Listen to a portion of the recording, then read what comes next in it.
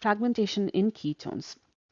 Ketones generally produce a very intense molecular ion peak that is obtained by dislodging one of the electrons from the lone pair of electrons present in oxygen.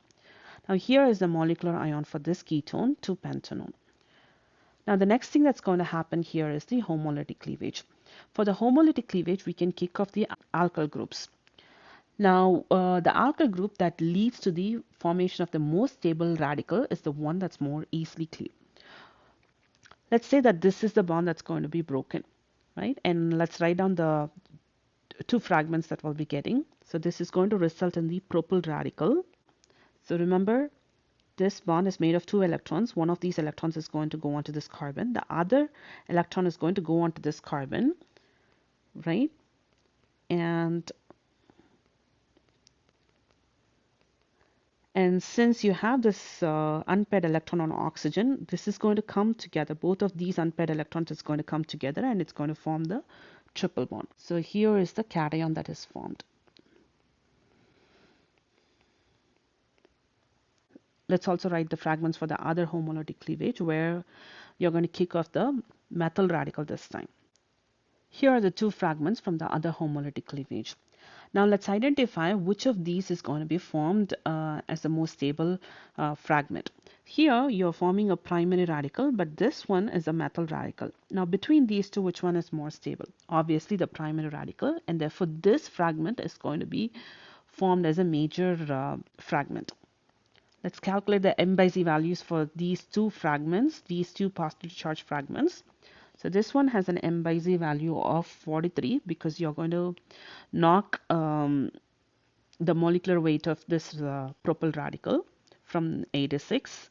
Okay, and then for this one, you're going to knock out the methyl radical, which is basically 15, and you're going to subtract 15 from 86. It's going to be 71. So this has an m by z value of 71. Ketones also undergo another fragmentation called as the McLafferty rearrangement. In order for McLafferty rearrangement to happen, one of the alkyl groups in the ketone should have an gamma hydrogen. So let's take a look into this ketone and see whether it can undergo McLafferty rearrangement or not. Now let's consider this is our functional group, right? This carbon is the alpha carbon, this is the beta carbon, this one is the gamma carbon, and yes, of course, it does have the gamma hydrogen. Now let's rearrange this molecular ion so we can get access to this gamma hydrogen. So here is the rearranged molecular ion where you can see that this is the gamma hydrogen. Let's see how the McLafferty rearrangement is going to take place. Now first, to begin with, the gamma hydrogen is going to migrate to this oxygen. So for which this bond needs to be broken, right?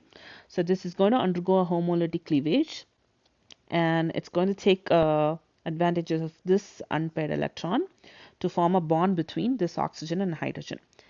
And the other electron is going to go hop between this carbon-carbon single bond, and this bond right here is also going to break homolytically and it will form a double bond. So you will be getting an ethylene in this case. In other compounds where you have substitution across these two hydrogens, you will be getting substituted ethylene. And then you will also get a radical cation. Let's write down the structure for the fragments. So you will be getting ethylene and you will also be getting a radical cation. Since you are going to have a positive charge on this oxygen and you have an unpaired electron on this carbon, it's going to be a radical cation.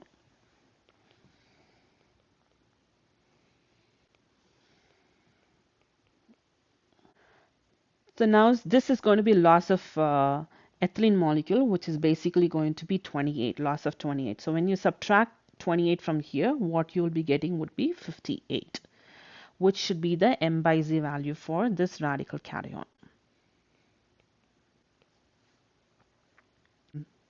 Now let's take a look into the mass spectrum of 2-pentanone and see the different peaks. So we should be able to see a peak at 43, peak at 71, and another peak for 58. So the peak at 86 is going to correspond for the molecular ion, and then the peak at 71 is going to correspond for this cation, and then peak at 43 is going to be the base peak, since we have talked that this is going to lead to the formation of the primary radical, which is more stable than the methyl radical. And then the peak at 58 is going to correspond to the McLafferty rearrangement product.